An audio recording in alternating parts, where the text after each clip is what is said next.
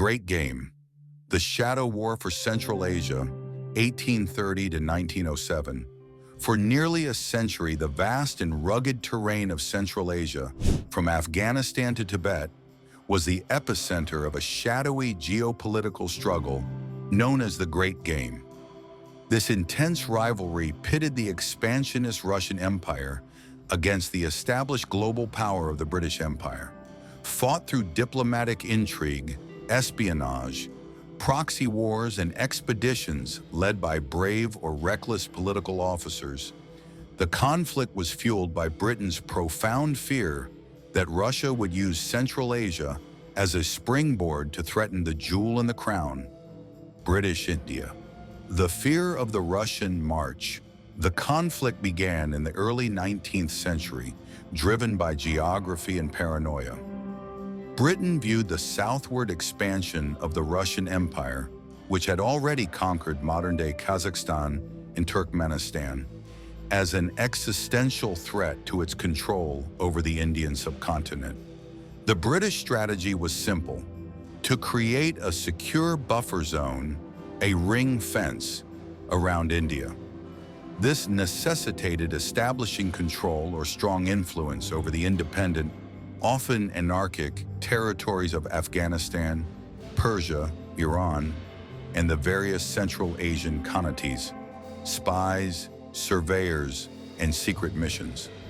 The Great Game was fought less by armies and more by intelligence agents.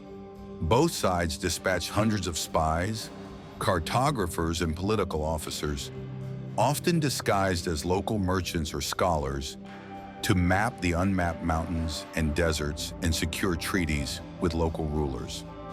These individuals, known as pundits on the British side, often used coded notes and complex hidden instrumentation to gather critical intelligence. Figures like Arthur Conolly and Alexander Burns became famous and often tragic examples of the individual risk taken in the service of imperial policy. Afghanistan, the graveyard of empires. Afghanistan was the undisputed center of the conflict.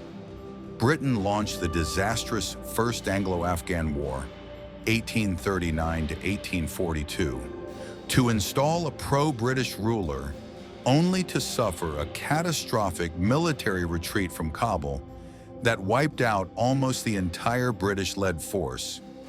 Decades later, the Second Anglo-Afghan War, 1878 to 1880, was fought to counter Russian influence. Ultimately, Britain and Russia were forced to compromise, defining Afghanistan as a largely independent, yet strictly observed buffer state that was not to be absorbed by either empire. The Great Game's peak and resolution.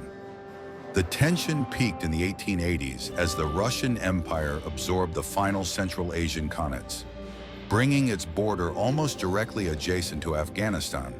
However, the game ended not with a war between the giants, but with diplomacy. The Anglo-Russian Convention of 1907 formally settled the border disputes in Persia, Tibet, and Afghanistan. This agreement established spheres of influence and ultimately allowed the two imperial rivals to shift their focus toward the growing power of Germany, a geopolitical pivot that foreshadowed the alliances of World War I. The enduring legacy of the buffer zone. The legacy of the Great Game is the modern political map of Central Asia. The borders drawn in the 19th century to satisfy British and Russian fears continue to define the territories of nations like Afghanistan, Tajikistan, and Pakistan. Moreover, the dynamic of external powers, be they Russia, China, or the United States, vying for influence in the region continues to make the region a contested geopolitical stage, ensuring the spirit of the Great Game endures. Conclusion. The Great Game was a 77-year war of nerves, defined by mountains, maps, and maneuvers. It was a spectacular example of how imperial anxieties over resources and trade routes could drive global policy, fundamentally shaping the political geography of the entire Eurasian continent. If you enjoyed this deep dive, Follow and subscribe the channel for more videos like this.